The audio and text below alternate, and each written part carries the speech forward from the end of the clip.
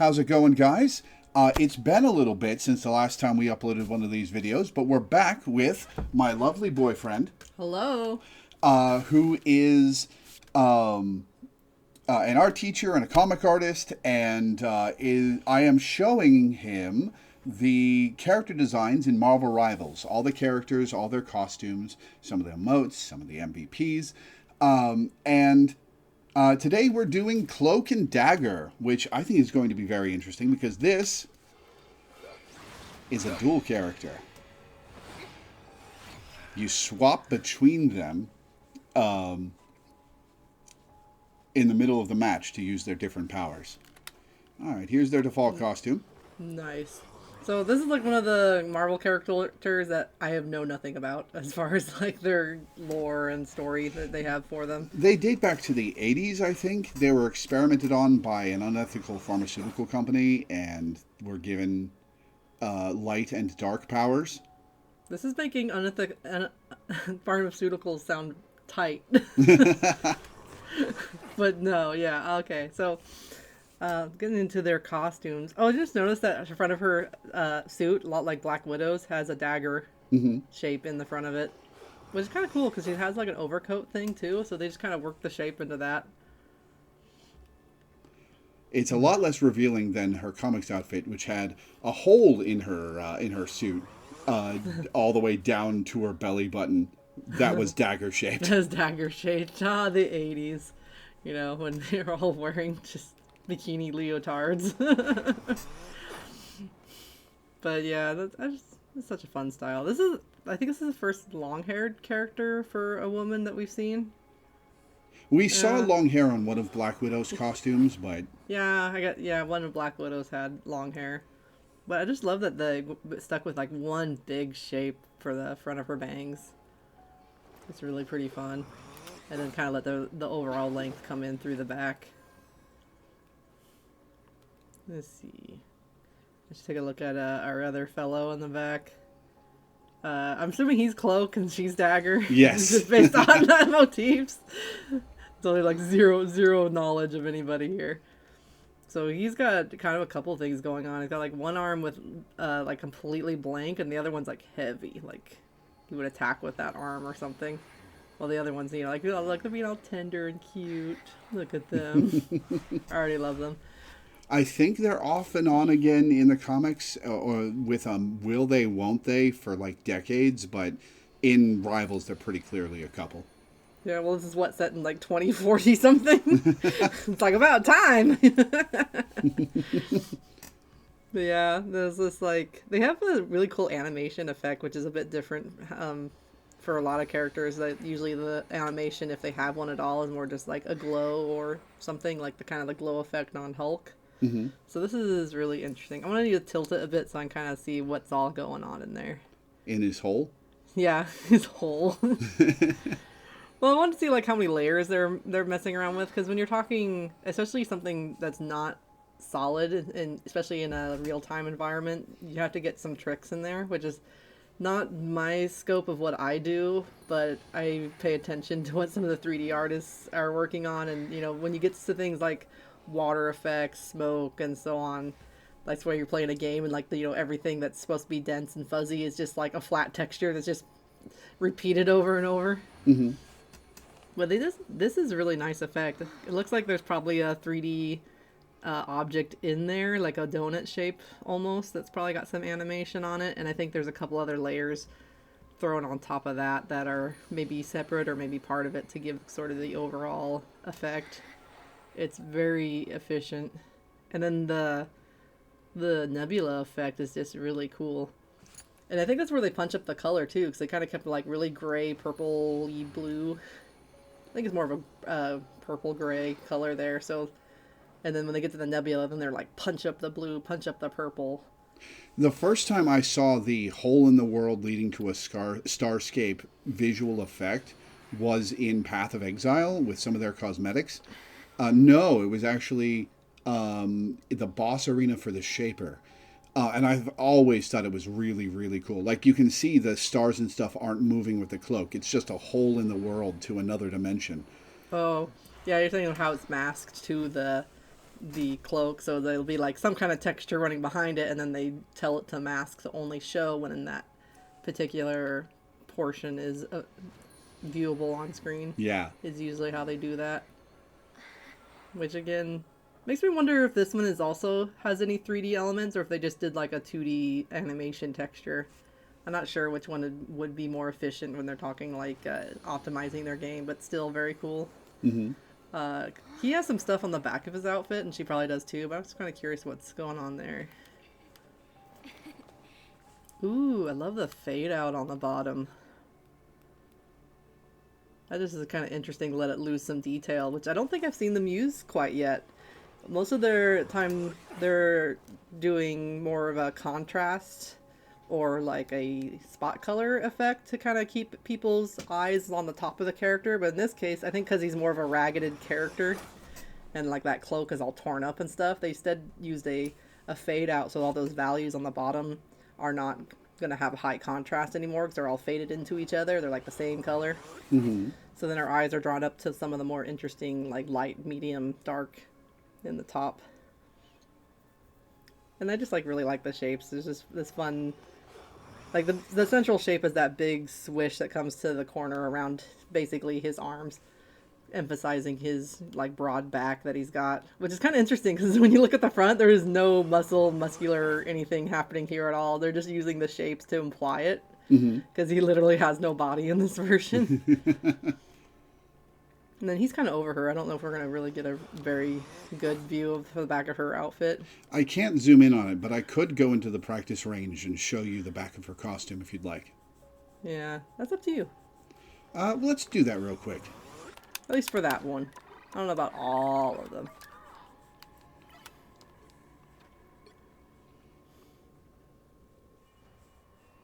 Yeah, I only have 2 of their costumes, so, all right, where are they?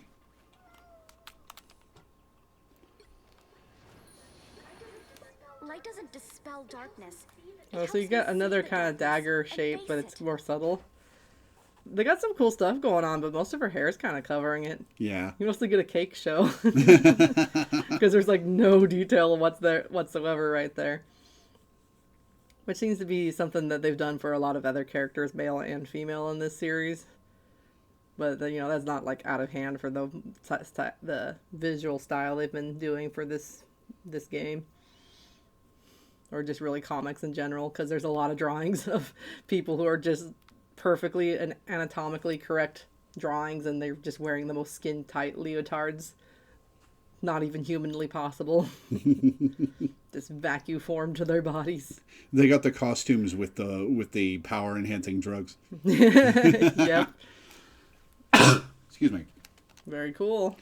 All right.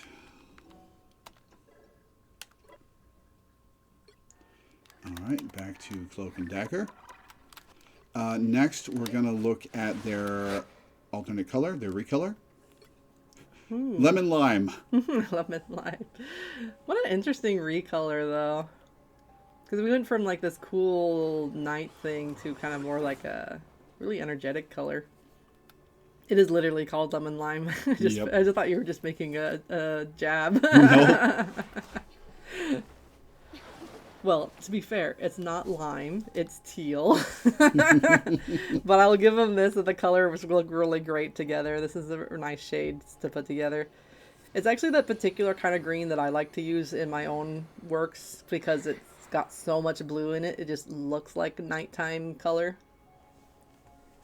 It would have been kind of cool if they would have brought some of that teal color into the purple, but that's kind of exactly the same as it was before. Yeah. But it does still match the color families. It's like all cool. The blue-green is like blue enough. It got blues, and then yellow is kind of your pop color.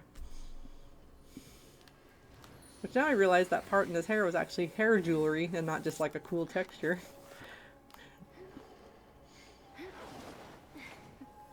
Yeah, his power is that he is a door to something called the Dark Force dimension. So he's literally a gateway. Their lore in this game is that the time stream shenanigans that are going on, the destabilization, has affected them. So only one of them can be active at a time. and that's the lore for swapping between them. Which is getting in the way of their romance pretty thoroughly. So they finally get together, and there's always something. I'm not sure I like this shade of green on her tattoo. Yeah, doesn't make it more like face paint, but I don't hate it either. But it's still full on following like that blues, which I think is what the artist is going for. Like, yeah, they're gonna go green, but they're like, well, it's already a dark nighttime character, so any green that they're gonna decide to use is gonna be really blue. That one they almost punched back into like baby blue though. Yeah. I think they maybe could have had that still a little bit greenish, but they want to do everything bright and poppy, so they don't tend to use too many desaturated colors unless they're using it for like drawing the eye in a certain direction. I do really like that each of them has the other's primary color as their accent color. Like she's got his teal on those oven mitt things on her thighs, on her hips. Yeah. And he's got her gold on his chains, in his hair, and the lines on his cloak. I was gonna say her thigh spoilers. I want to see if they has the fade out on this colorway too, like when you're on the back of the cloak. Yeah, a little bit. It's not as strong on the there, but it's a little bit there. You can definitely tell the yellows are like almost gray by the time they hit the bottom. Yeah. It's kind of interesting because this is more of like a see-through fade, and the other one's more like an opaque fade, which is just means that the color when you put it on top of it is going to cover more. So, you know, it got a little less dusty along the way, I guess. Well, this is a snazzy cloak. Yeah, it's his dress cloak, huh? All right. Up next, this is the capstone for the Season 2 Battle Pass for the Hellfire Gala.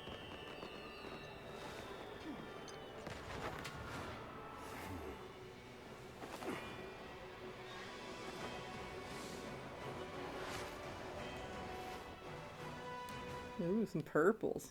Mm-hmm. I like the little feather dress accents, and they kind of went with him giving him a feather boa too, so they kind of have like a matching thing going on. I love white and gold. You just can't go wrong with that. Which is kind of a fun way. Oh, just wait until you see some of the Season 3 Battle Pass stuff. There's some pretty bad white and gold. Oh, gee. How did you mess that up? It's one of the best color ways. I was going to say one interesting thing they did with to make him look fancy for the gala is they gave him the white and gold. It's like the opposite of his black cloak. Mm-hmm. And then they let her be the black to their black and white ensemble. So they still feel very monotone, dark characters, but they're still able to make them kind of fancy pants, you know? Mm-hmm. And like a little bit of jewelry and stuff. I'm in love with the purple accents. It's like just enough color to pop things and make this not like totally lifeless. And it goes so well with the background he already has for his cape. It's really just, they really just took like the elements from their base costumes and just tied them all together in a really fun way. Like they didn't reinvent any wheels. They're just like, I understand the color language of this costume, and we're just gonna go with that and make it beautiful. I just noticed she has that weird headdress thing. Yeah, so she's going for a little bit of a little bit of flavor of like the 1920s, I think. Mm-hmm. Where they have like the old, you know, like vintage style stuff, had a lot of feather head hats and things. Oh, I was talking about the gold thing on her brow. Oh, you're talking about like the circlet thing. Yeah. But no, go on. Keep talking about the headdress. Yeah. Because it's just a little decoration for her hair, but ties together with her skirt and keeps that feather motif around. But it's not so much it doesn't overstay its welcome. Like, you know, you have for the hair, the dress, and then for him it's like the whole cape. I'm curious how... Oh, yeah, I thought they would do something like that on the back. Because I was like, I'm curious how they're going to do the broad shoulders with that big feather boa. And their answer is gigantic feather boa. Ooh, and then they got a little bit of gold and silver. And it's not the same pattern as his other cloak either. But the silver is like a great idea to make that not so visually top heavy when you already have huge textured object. Mm-hmm. And the gold is such a bright color that, you know, it's already very eye-catching. So I feel like if it was all gold, like it would kind of look nice, but it'd be a bit too busy almost. Your eyes would be like, oh, where do I look? There's so many filigree things. But since it's silver, that silver is the same color family as the white. So now there's like, we can go little gold accents, big feather boa. All of the back is kind of one shape, and then the little bit of the cool border on the bottom of his cape. Yeah, the gold border on the bottom of his cape is possibly my favorite thing about this, because this is a man who normally has a tattered cloak that's just like sort of part of his body. But he's going to a fancy party, and so he's going to lean into the aesthetic and get something that's deliberately jagged and tattered, but in a in a really fancy Met Gala way.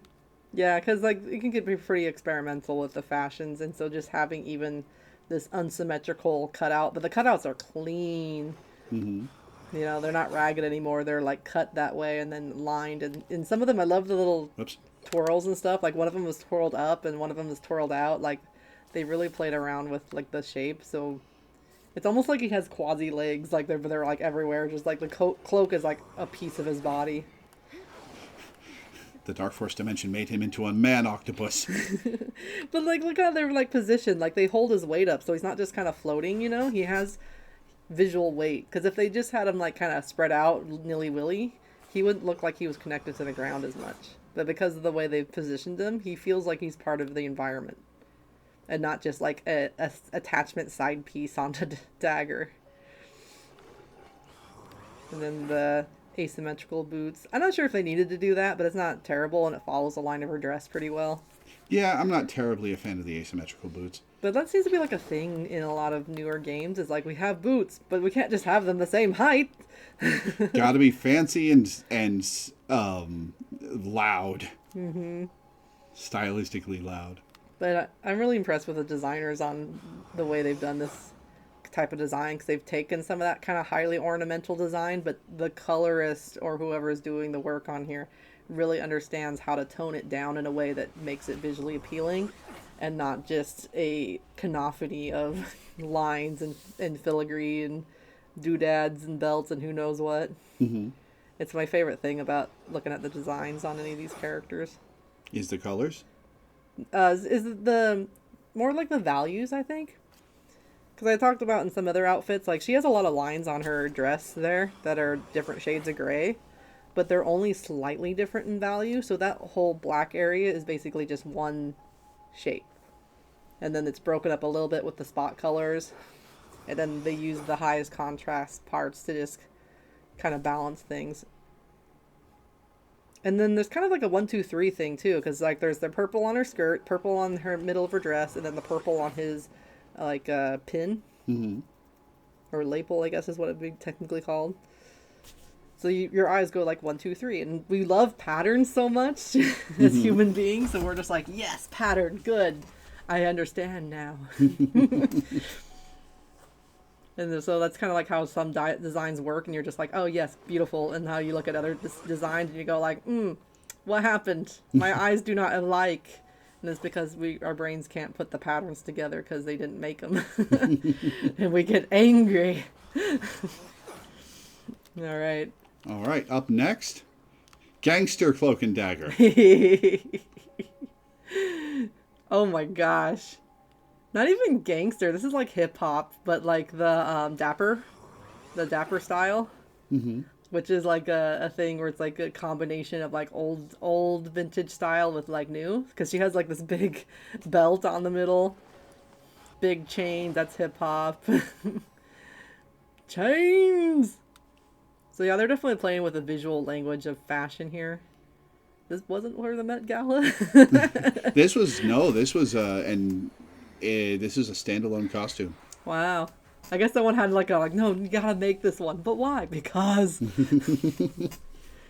Yeah. This is my favorite Cloak and Dagger costume. If I owned it, I would use it whenever I played them. I like the music notes. So they can change the inside background if they want to. Oh, I never noticed the music notes. Yeah, they're kind of abstract, but they're kind of music-y, in my opinion. Like, they kind of remind me of, like, It depends on how you look at them, because sometimes you look at it and you can kind of see it, and other times you look at it and you're like, no. Which I think is might be what they were going for. Mm-hmm. But it has enough of that swirl and stuff. It looks like treble notes and treble clefs. Sorry, they're not notes. Treble clefs. Sorry, music people. And bass clefs. Hey, I don't know the difference. Well, that's okay. We'll just push you in a river. But yeah, and there's a lot of texture play on this outfit in particular, because I was looking at, he has stripes on his black shirt, and then they kind of have some stripes on the overcloak. Yeah, and then like even there's some like another pattern of like rose patterns in that too, which is his own thing. The stripe is kind of fun. Just a fun way to bring a little bit of color. Mm-hmm. But yeah, this one's like doing a lot of texture and fun stuff. Let's see, let's look at the front again. Oh, I like the split. I just realized there's like that kind of the what they do on coats. They do a split so that when it moves, the fabric doesn't pull in a certain way. You must have went to a very fine tailor. Yeah, I was trying to see. She has a little bit of texture, but for her, the texture is mostly the jewelry. Like the bracelets and the belt and the chains themselves. The rest of her outfit is pretty solid colored. But, yeah. Can we go a little bit closer again to her? To have a look. Did you notice her bracelets say dagger? Oh, I did not. I was noticing there's some letter thing going on in the belt. Oh, I just realized, maybe, well, no. They should have done a C for one of them. They totally could have, and like, it could be like DC. They probably would have gotten into trouble. Maybe that's why they didn't do it. I also noticed he has like a pretty fancy, tie. I'm not sure what kind of tie that is. Maybe it's the pattern on it. Certainly looks interesting. It's definitely not your typical. But since everything else on the outfit is so over the top, it doesn't really stand out in the whole ensemble. Because, like, I learned about this at the last Met Gala, actually. But, like, there's the type of dapper that was created by the black community. It's like a black dandy is what it was. Is way more flamboyant and fun. So I feel like a lot of this design is kind of pulling from those ideas for these costumes. Especially because she's definitely got the hip-hop look. I don't know why they made this costume, but it's just really fun. Mm-hmm. Yeah, like I said, it's my favorite for them. All right. Should we look at another one? All right, this is the last one, and I've saved it for last because I think you'll get a kick out of it. Okay. Growth and Decay. This is wildly different. This is like if they were told they needed to dress up for like Sword Art Online. What is the theme for this one? Fantasy elf and something? Something. I don't know. I thought you'd get a kick out of Cloak specifically. Yeah, he's got like a tree and creature thing going on, but it's like a very gray version. Oh, he's actually got bracelets on his offhand, and he's beefier in general. I want to know the lore so badly. It's original for this game. It's their launch shop costume, and it's honestly because of her, it's one of my least favorite costumes in the game. It's so wild. I'm not like, and she's got like spines on her back. I love how the spines are done because there's like some on the back of her legs. Turn it slightly so you can see. Oh yeah. So it's almost like a kind of reminds me of one of those Venus flytrap kind of things. Yeah, because on the front of her legs, back of her legs, she is dangerous elf lady, and don't mess with her tree boyfriend. He will destroy you. So like, what a wild theme to pick for a random costume. Like, I can understand the other one, because the other one's just kind of like a fashion costume. Like, this one's just so out of left field. Yeah. And she's got like fantasy jewelry and belts. I'm really curious about the idea of making him, because he is, if you switch to one of the other costumes, like his arms are actually more muscular. Whoops, wrong costume. Go to his base one so you can actually see his arms. See how thin they are? Yeah. Now switch to the other one. Oh yeah. Like, I mean, it's probably because they're actually using shaders on it, and the other one is like a more of a ghost hand situation. But they're definitely like gave him muscles and stuff. Oh my. I'm gonna see their faces a little closer to see if there's any details I can't see in there. Like she's got some jewelry. He's just got a mask thing. He doesn't even have to have a face. Yeah. They kind of kept the side jewelry though on the horn. I guess the blue thing might be supposed to be his eye as a fantasy creature. He also has fantasy elf ears. Oh, does he? Oh, he does. Yeah, they're like huge. Goblin man. What were they thinking? I mean, if there was like a precedent in like the comics or something, sure, but like... Nope. They just came up with this. And then, I don't know, I like... Because you showed me some of the other characters had like vampire-themed outfits for one of the events. Like, that would make sense, but there's no event tied to this one. Nope. This was back in December before the first season theme even got announced. I feel like someone held like one of the producers just like, I won't do the thing you want unless you let me have elf woman, Clint, tree man, cloak and dagger. Want to see the back of his cloak just to see what's going on there. So it's got some of the spine things that she's going on. I will say the back of the cloak fucking rules. And like it has what looks kind of like a magic circle kind of thing. Like you know. He's got spiky hairs going up. Yeah. It's kind of cool in some ways. I think some of the colors I personally would have done different. Because we got this purple on this side and then it's like pink and green and yellow. Like, I think they're two different color characters and they don't match. Like, he has lime green and blues. Like, I think if they shared a little bit more colors between the two of them, like, maybe he could have had some of the lime green or pinks. You know, like, maybe if he had, like, a lime green helmet or something. Yeah. Because it feels like they're just not... Like, the other designs, in my opinion, they feel like they go together because they're, like, a couple. And so, like, a lot of their motifs are shared. And in this one, they just don't seem to share much of a motif. I don't think the jewelry color is the same color. Hers is like bright yellow and his is like gold. Yep. Yellow. Yeah, there's just this yeah, it is. Not very visually coherent, is it? Yeah, they're just not together. They're like these. If no one told me who these were supposed to be, I would assume they were two separate characters that normally have nothing to do with each other. Like, you know, like a Avengers assembly. You know, like they get together to do crimes, but they don't like hang out. I will say she's wearing the most Ionic Venus flytrap accessory I've ever seen. Yeah, like I love the style of the costume though.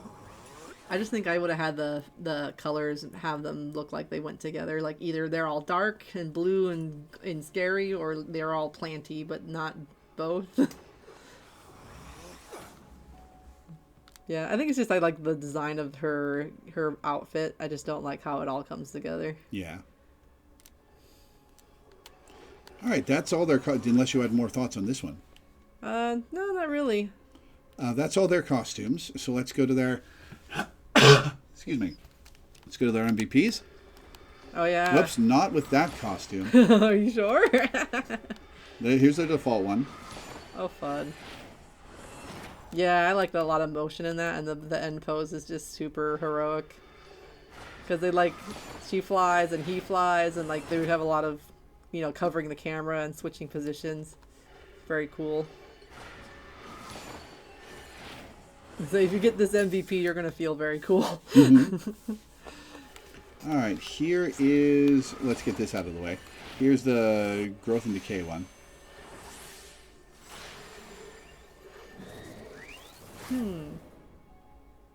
Kind of a downgrade on the base one.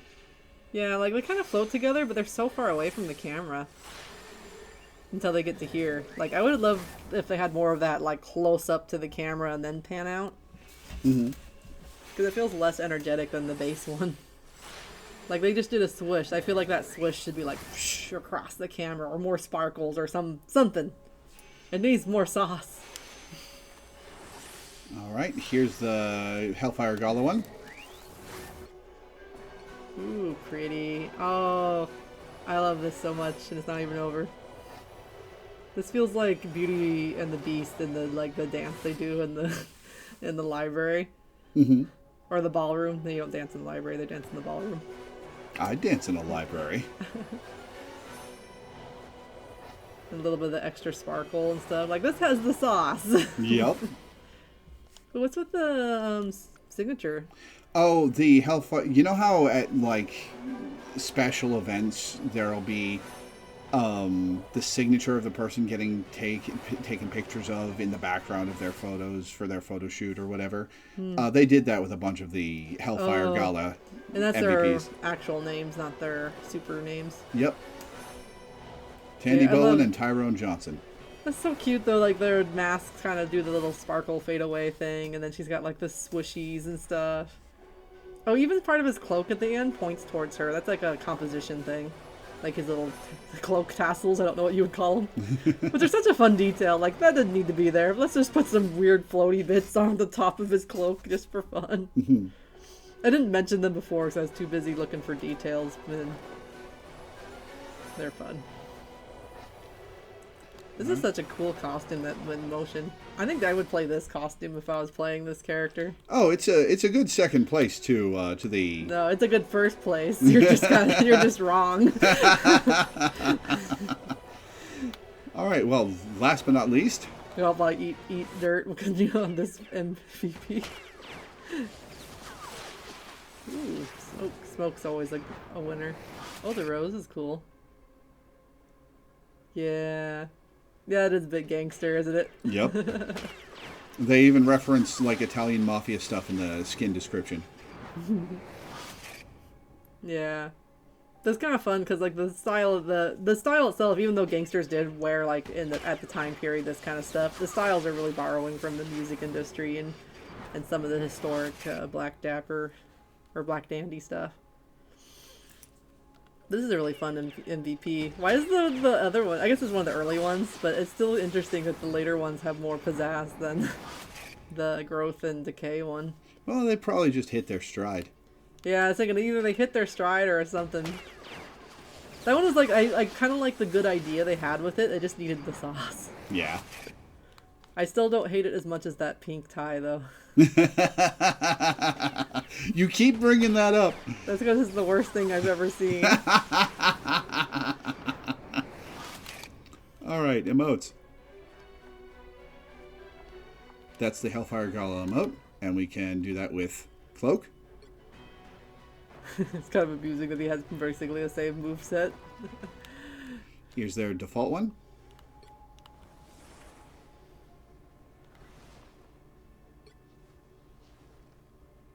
I think I'm kind of like the ballet moves with her so far. Oh, here's a special event one that was a silly thing for big head mode. Remember when that was the thing? You put in the secret code for big head mode. Games need to bring that sort of thing back. I know, it's all been downhill since then. Until Marvel Rivals was like finally doing what we needed. We're back, baby. I should probably swap to the Growth and Decay skin for the Growth and Decay emote. Hang on. You don't want to watch him do ballet? That's Cloaks. Yeah, he's very much a creature. I think that one's cool. Yeah. I think they're fun. I'm just really mystified. You know? Like, this is kind of one I expected, like, maybe, like, let's try this because they've run out of other ideas at this point. Yeah. And they each summon the other's aspect. Cute. But yeah, that's Cloak and Dagger. Any final thoughts? Well, these are cool characters. It'd be kind of cool to see learn more about them because they look really fun in this iteration of them. And I like the designs a lot. I like how they kind of match with each other. And I mean, clearly they're positioned in a way like he's supposed to be kind of hovering over her, kind of like a big protector kind of thing. Mm-hmm. But just the colors and design and jewelry and accessories just make them a little bit extra fun. There is one thing that people make fun of incessantly with Dagger specifically, is that the devs keep putting in blonde white women with white and blue costumes. You've got Emma Frost, you've got Invisible Woman, you've got Dagger. I think there's a couple costumes for other characters that do that. And I don't have a problem telling them apart because they all have very different silhouettes. But it's people complain that they're hard to tell apart at a distance. Maybe I just have better eyes than most people, he says, staring through his 2,500 glasses.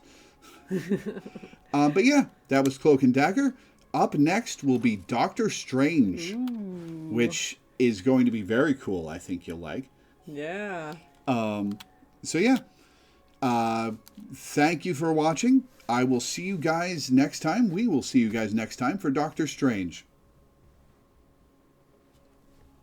Say farewell. Oh, farewell. I didn't know I had a line. Bye, everybody. Bye.